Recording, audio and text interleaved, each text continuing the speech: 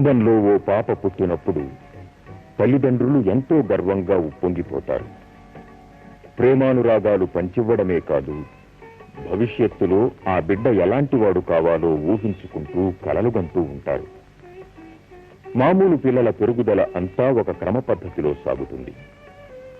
ఉదాహరణకు, సుమారు 6 వారాలకు పసిబిడ్డ చిరునవ్వులు చిందిస్తాడు. 4 మాసాలకు తలను నిలకడగా నిలుపుకుంటాడు. 7 మాసాలప్పుడు బోర్ల పడతాడు.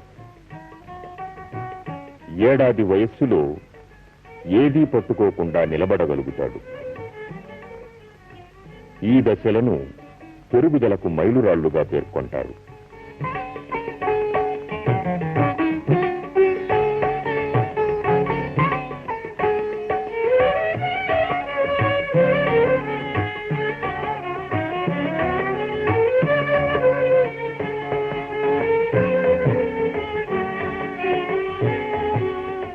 రాము, లక్ష్మి వారి 2వ కొడుకు పెరుగుదల కూడా ఇలాగే ఉంటుందనుకున్నారు.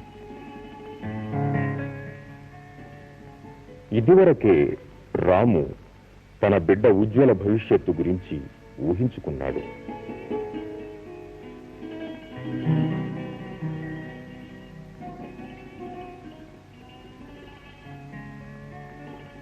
కానీ క్రమక్రమంగా తన కొడుకుని గురించి ఒక సందేహం అతని మనస్సులో నాటుకుంది.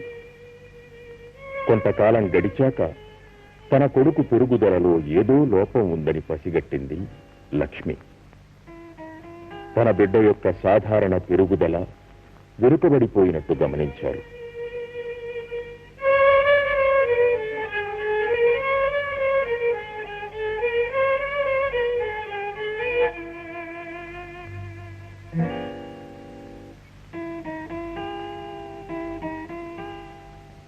ఆ వయస్సులో ఉన్న ఇతర పిల్లల్లాగా ఆ పిల్లవాడు చురుకుదనం చూపించడం లేదు. అది చూసి వాళ్ళెంతో దిగులు పడ్డారు. ఈ పిల్లలు ఇంత స్వేచ్ఛగా ఎలా తిరుగుతున్నారు, సులభంగా తమ భావాల్ని వ్యక్తం చేస్తున్నారే. ఆమె కొడుకు ఒక్కసారైనా చిరునవ్వు నవ్వలేదు.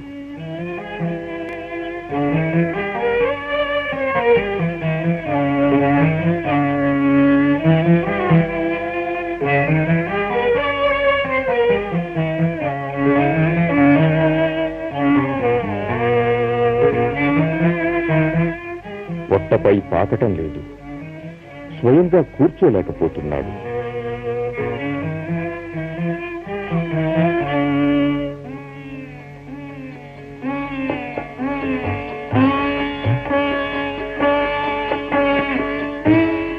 ఒకరి సహాయం లేకుండా అంబాడటం, కూర్చోలేకపోవడం కూడా ఆమె గమనించింది.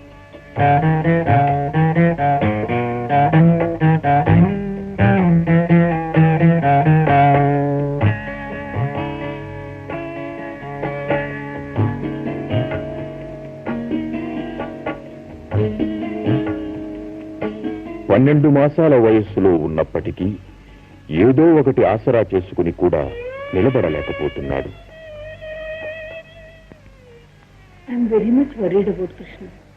లక్ష్మి తన కుమారుడు కృష్ణలో ఏదో లోపం ఉందని చాలా బాధపడుతోంది. మరుసటి రోజు బలమైన మందు ఇచ్చే వ్యక్తి దగ్గరికి తీసుకువెళ్లాలని నిర్ణయించింది.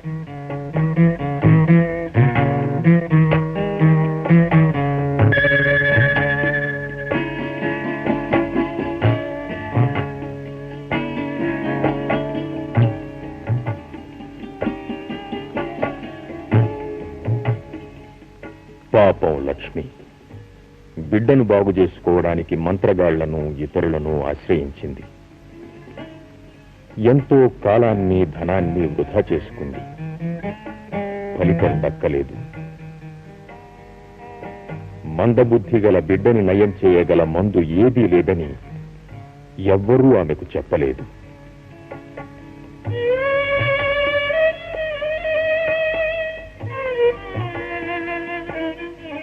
నిరాశతో ఆమె ఇంటికి చేరుకుంది.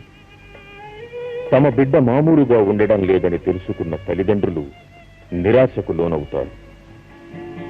తప్పు చేసినట్టు బాధపడతారు. వాళ్ళు చేసిన తప్పేమిటి? ఇతర పిల్లల్లాగా వారి బిడ్డ కూడా ఎందుకలా ఉండడు? నిరాశాభావం వాళ్లను కృంగదీస్తుంది. అనురాగం, శ్రద్ధ బిడ్డకు అతి ముఖ్యంగా కావలసిన ఆ సమయంలో తల్లిదండ్రులు ఇటువంటి బిడ్డను నిర్లక్ష్యం చేయటం అతి సామాన్యం.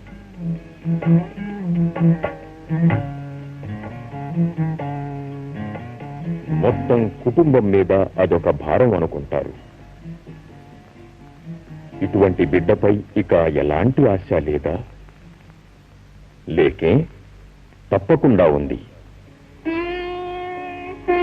రాము ఆ ప్రాంతంలో ఉన్న ఒక వైద్యుణ్ణి కలుసుకున్నాడు. మందబుద్ధి గల పిల్లల కోసం ఏర్పాటైన సంస్థలను సంప్రదించమని సలహా ఇచ్చాడు డాక్టరు.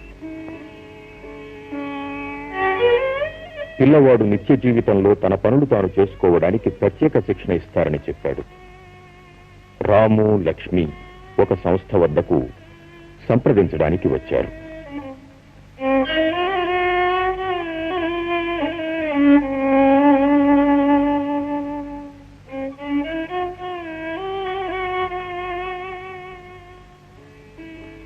అలాంటి బిడ్డ ఉండడం వాళ్ళొక్కరికే కాదని అర్థం చేసుకున్నారు. పిల్లల్ని బుద్ధిమాంద్యత నుంచి మెరుగుపరుచుకునేందుకు సహాయం పొందుతున్న వాళ్ళందరిలో వీళ్ళు ఒక భాగం అయిపోయారు.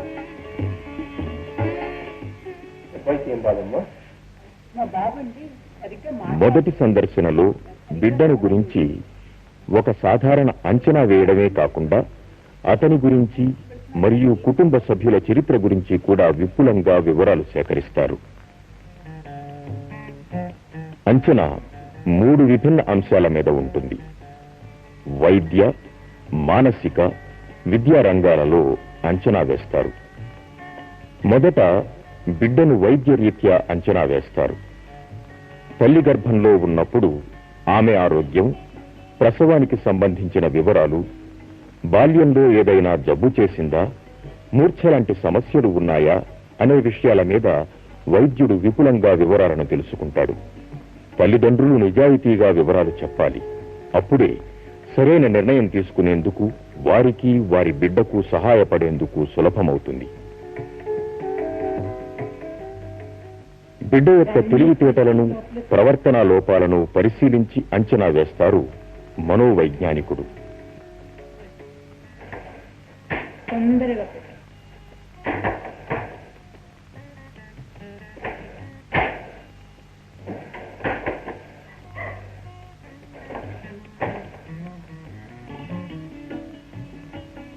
వివిధ అంశాలలో బిడ్డ చేసే పనుల స్థాయిని వ్యక్తం చేస్తుంది విద్యా సంబంధమైన అంచనా.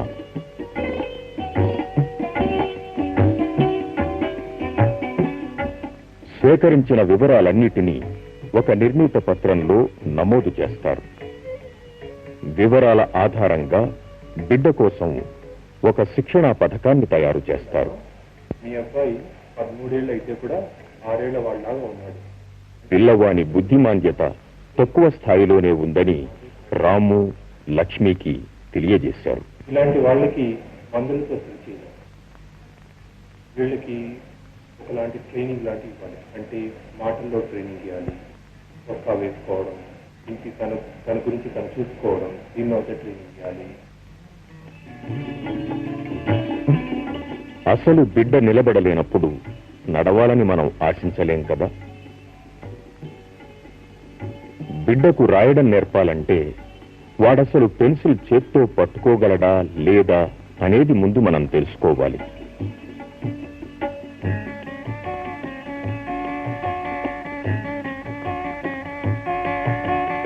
పిల్లవాని బుద్ధిమాంద్యతను పోగొట్టే ఔషధం ఏదీ లేదని తెలుసుకున్నారు రాము దంపతులు. అంత మాత్రాన సర్వస్వం కోల్పోయినట్టు కాదు.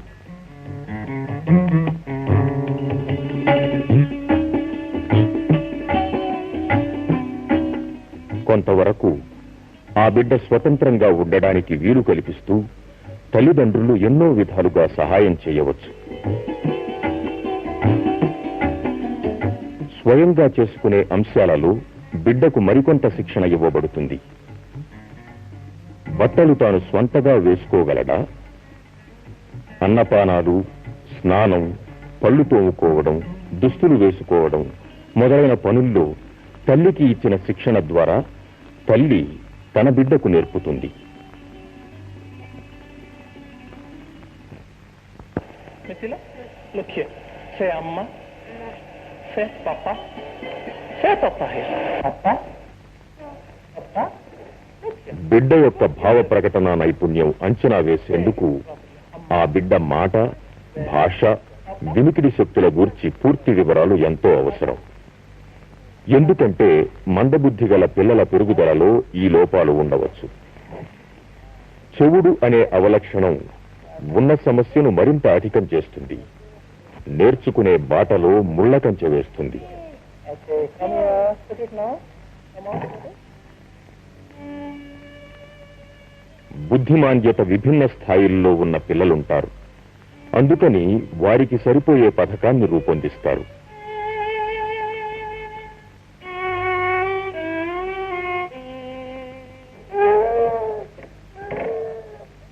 విశేషజ్ఞురాలి ప్రశ్నలకి సమాధానం చెప్తూ నాగేశ్వర్ ఏడుస్తూ ఉంటాడు. తన మోకాలిని తలకేసి కొట్టుకుని గాయపరుచుకుంటూ కూడా ఉంటాడు. ఇంకా తాను అడిగింది ఇవ్వకపోతే మొండిపట్టు పట్టి కోపం తెచ్చుకుంటూ ఉంటాడని నాగేశ్వర్ అన్న తెలిపాడు. అప్పుడు విశేషజ్ఞురాలు పిల్లవాడి కుటుంబానికి తమకి మధ్య సరైన సహకారము, అవగాహన ఉంటే ఇటువంటి సమస్యల్ని చాలా వరకు పరిష్కరించవచ్చని తెలిపారు. శిక్షణా పథకాన్ని ప్రారంభించటానికి వయోపరిమితి ఏమీ లేదు. ఒక బిడ్డకు బుద్ధిమాంద్యత ఉందని ధృవపడగానే వెంటనే ఈ పథకాన్ని ప్రారంభించాలి. ఆ సంస్థ తల్లిదండ్రులకు శిక్షణా విధానాన్ని తెలియజెప్పటమే కాకుండా ఈ పిల్లవాని ఎడల వారి దృక్పథాన్ని గురించి కూడా సలహాలనిస్తుంది.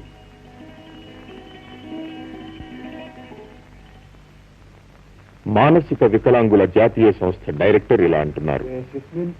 పసిపాపకు మానసిక వైకల్యం ఉందని కొన్ని చిహ్నాలు తెలియపరుస్తాయి. సూటిగా చెప్పాలంటే 4 ఏళ్ల పాప 2 ఏళ్ల పాపలాగా వ్యవహరించటం మనకు తెలుసు. మానసిక వైకల్యానికి ఏదో ఔషధం ఉందని చాలా మంది అనుకుంటారు. మానసిక వైకల్యాన్ని నయం చేయగల మందు లేదు. క్రమబద్ధమైన శిక్షణ ఒక్కటే దీనికి తరుణోపాయం. సాంఘిక పరిస్థితులకు అనుగుణంగా నడుచుకోవడానికి, భావ ప్రకటన చేయడానికి, స్వయం సహాయం చేసుకోవడానికి శిక్షణ ఎంతో ఉపకరిస్తుంది. బిడ్డను ప్రోత్సహిస్తూ ప్రశంసిస్తూ ఉండాలనేది మనం జ్ఞాపకం చేసుకోవాలి. ఏదైనా పని చక్కగా చేసినప్పుడు బహుమతి ఇచ్చి ప్రోత్సహించాలి. బుద్ధిమాంద్యత గల పిల్లల సంక్షేమం కోసం కేంద్ర రాష్ట్ర ప్రభుత్వాలు ఎన్నో పథకాలను అమలు పరుస్తున్నాయి. ఉదాహరణకి బస్సు ప్రయాణంలో రాయితీలు, మెయింటెనెన్స్ అలవెన్సులు, స్కాలర్షిప్లు, బిడ్డ పెరిగి పెద్దయినప్పుడు వృత్తి విద్యలో శిక్షణ ఇవ్వడం వంటి సహాయాన్ని అందిస్తున్నాయి. అంగవికలుల వృత్తి విద్యా పునరావాస కేంద్రాలకు వెళ్లవచ్చు. వారికి తగిన ఉద్యోగం చూపడానికి ప్రత్యేకమైన ఉద్యోగ కల్పనా కేంద్రాలు కూడా ఉన్నాయి.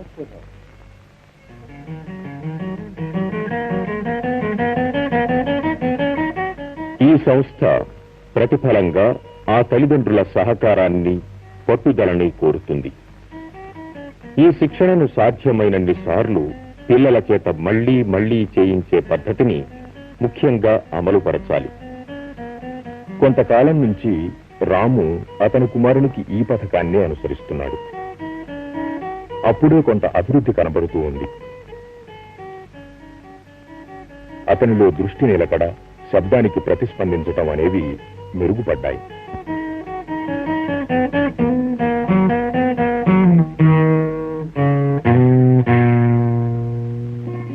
దంపతులిద్దరూ బాబుకు సహాయం చేయడంలో నిమగ్నులయ్యారు.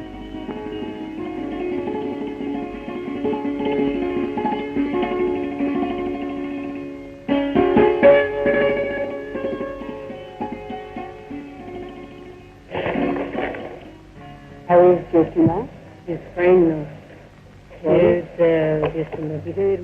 జ్యోతి తల్లి తన కుమార్తె అభివృద్ధి గురించి వివరించడానికి వచ్చింది. ఆవిడ జ్యోతి అభివృద్ధి గురించి వివరిస్తూ జ్యోతి ఇప్పుడు చాలా బాగుందని, తన బట్టల్ని తానే వేసుకోగలుగుతోందని, చదువుతోందని తెలిపారు. పూర్వంలాగా వస్తువులను క్రింద విసిరేయటం లేదని చెప్పారు. జ్యోతి పూర్తిగా అభివృద్ధి చెందినట్టు, తాను సంస్థకి రుణపడి ఉన్నట్టు ఆమె తెలిపారు. ఒక్కొక్కసారి తల్లిదండ్రులు నిరాశపడుతూ ఉంటారు. కుటుంబంలో మిగతా వారికి ఈ బిడ్డ బరువు అనిపిస్తుంది. ఇతర పిల్లలు నిర్లక్ష్యం చేయబడతారు కదా, మరి ఈ బిడ్డ కోసం వాళ్ళెంతకాలాన్ని వెచ్చించగలరు? అలీ తల్లి చెప్పుకోదగిన ఒక ఉదాహరణ. ఎంతో శ్రమపడి ఆమె తన కొడుక్కు శిక్షణ ఇచ్చింది. ఆ ఫలితంగా అలీ అద్భుతంగా ప్రగతి సాధించాడు. ఆవిడ తమ కొడుకు గురించి వివరిస్తూ అలీకి 1.5 సంవత్సరాల వయస్సు ఉన్నప్పుడు మూర్ఛ వచ్చిందని, అప్పుడు అతను మాట్లాడడం, నడవటం వంటివి చేయలేకపోయాడని తెలిపారు. తన కొడుకుని ఇటువంటి పిల్లలకు శిక్షణ ఇచ్చే సంస్థకి తీసుకువెళ్లినప్పుడు అక్కడ అలీకి శిక్షణ ఎలా ఇవ్వాలో వివరించి శిక్షణా పద్ధతులను నేర్పారు ఆవిడికి. ఇంటి వద్ద తాను, తన భర్త, ఇతర కుటుంబ సభ్యులు ఈ పద్ధతులను సులువుగా అమలుపరచగలిగామని తెలిపారు. ఇప్పుడు ఆవిడ కొడుకు 7.5 సంవత్సరాల వయస్సు వాడైనాడు. అతనిప్పుడు మాట్లాడమే కాకుండా నడవటం, ఇతర పిల్లలతో ఆడటం వంటివి కూడా చేయగలుగుతున్నాడని అన్నారు. రాము, లక్ష్మి అలీ తల్లిని కలుసుకున్న తర్వాత ధైర్యం తెచ్చుకున్నారు. వారి కృషిలో మరింత పట్టుదల, నిగ్రహం కావాలని గ్రహించారు. అలా చేయడం వల్ల వారి కొడుకు ప్రగతిని సాధిస్తాడని, వారి కృషితో, ప్రేమానురాగాలతో తమ బిడ్డ జీవిత సమస్యలను సులభంగా ఎదుర్కోగలడని కూడా అర్థం చేసుకున్నారు. ఇంటిల్లిపాది ఈ పిల్లవాని ప్రగతికి తోడ్పడాలి. మంచి భవిష్యత్తును ఆశించే హక్కు ఇతనికి ఉంది. కుటుంబమంతా ఒక్కటై అందుకు శక్తి వంచన లేకుండా సహాయం చేయాలి. బుద్ధిమాంద్యత గల వ్యక్తులకు బస్సు ప్రయాణంలో రాయితీ అనిస్తున్నారు కొన్ని రాష్ట్ర ప్రభుత్వాలు. అలాంటి వారికి తోడు వెళ్లే వారికి కూడా తక్కువ ఖర్చుతో బస్సు పాసులిస్తున్నారు. అంతేకాకుండా నగరం వెలుపలి నుంచి వచ్చే వారికి కూడా 50% రాయితీలనిస్తోంది రాష్ట్ర ప్రభుత్వం. తగు శ్రద్ధతో శిక్షణ ఇచ్చినట్టయితే ఎంతో మంది ఇటువంటి పిల్లలు కూడా రాము కొడుకులాగా బాగుపడవచ్చు, మంచి భవిష్యత్తును ఆశించవచ్చు. కాలక్రమేణా తల్లిదండ్రుల సహాయంతో రాము కొడుకు చిన్న చిన్న పనులు చేయడం నేర్చుకున్నాడు. పళ్ళు శుభ్రపరుచుకోవడం, స్నానం చేయడం మొదలైన పనులు ఇప్పుడు తానే చేసుకుంటున్నాడు.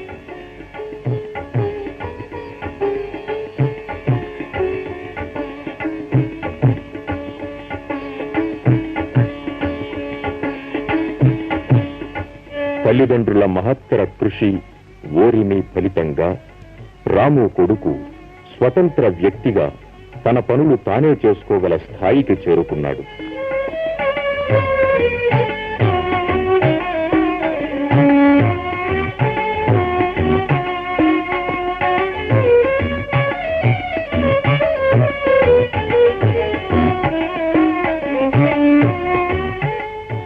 వారి కుమారుని అభివృద్ధి చూసి రాము, లక్ష్మి ఎంతో గర్వపడుతున్నారు.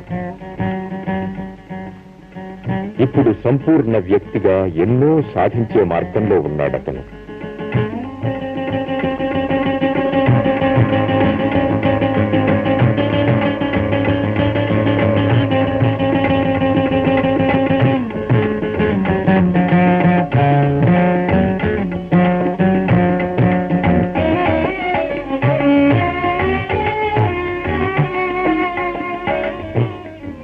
రాము కొడుకు ఒక వర్క్షాప్ లో పనిచేస్తున్నాడు.